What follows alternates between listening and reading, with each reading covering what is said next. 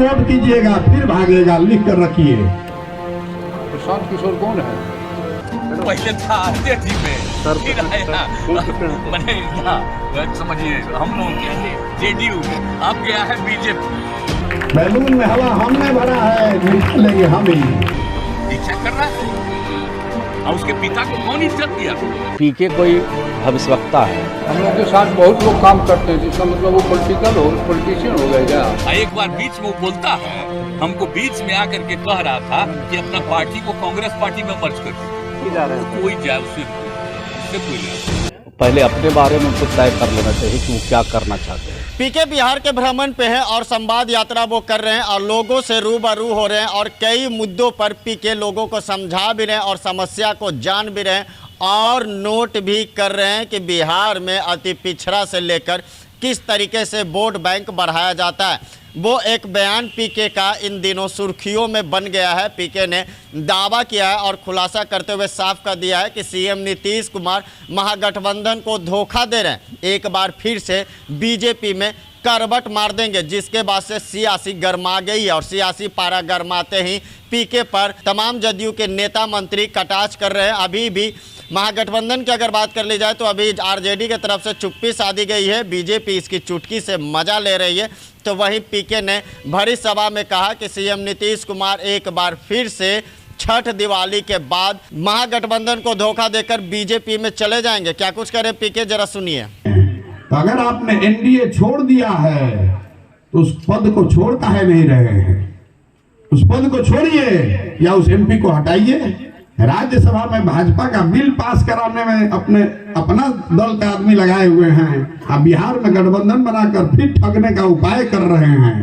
15 में आपने वोट दिया था, यह आदमी 17 में आपको ठग कर भाग गया। फिर वोट कीजिएगा फिर भागेगा, लिख कर रखिए। हम उनके साथ रहे, आप उनको नहीं जानते हैं हमसे ज्यादा। और ये हमको कह रहा है, जरा याद कीजिए जब सीए एनआरसी आया था, जब आप पर तलवार लटकी थी तो किसने अपना गर्दन बंगाल में जाकर फंसाया? कौन भाई यहाँ बिहार का वीर गया था लड़ने बंगाल में?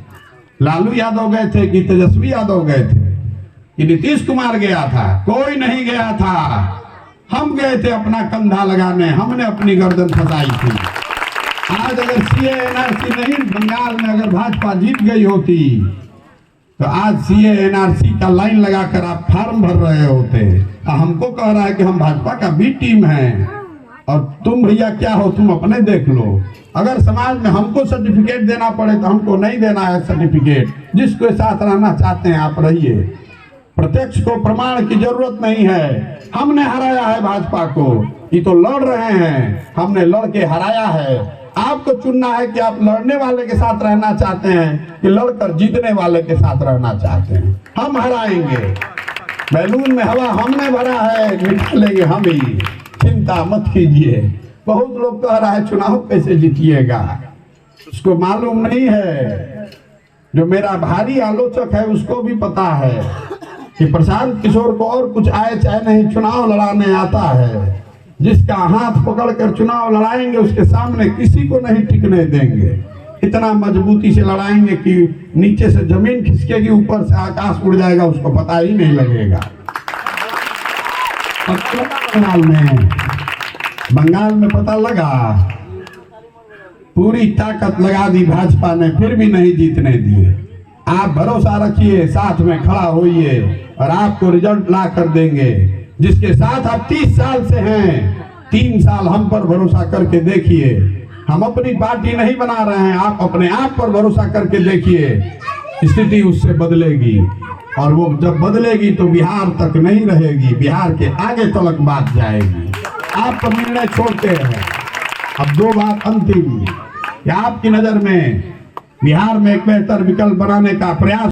तो आपने सुना कि पीके का वो बयान इन दिनों चर्चा में है। पीके ने बिहार की राजनीति गरमा दी। उन्होंने साफ कह दिया कि सीएम नीतीश एक बार फिर यानी दूसरी बार धोखा देकर महागठबंधन को बीजेपी में चले जाएंगे। वह महागठबंधन में रहते हुए बीजेपी का अंदर ही अंदर काम कर रहे हैं और महागठबंधन को कभी भी धोखा मिल सकती है। तो क्या पीके का इस बयान और सीएम नीतीश कुमार का करवट लेना बिहार की राजनीति फिर गर्मा सकती है, क्योंकि 2024 में लोकसभा का चुनाव है, 2025 में विधानसभा का चुनाव है। ऐसे स्थिति में पीके ने जलती हुई आग में घी डालने का काम किया, जिसको लेकर अब बिहार की राजनीति गर्मा गई है।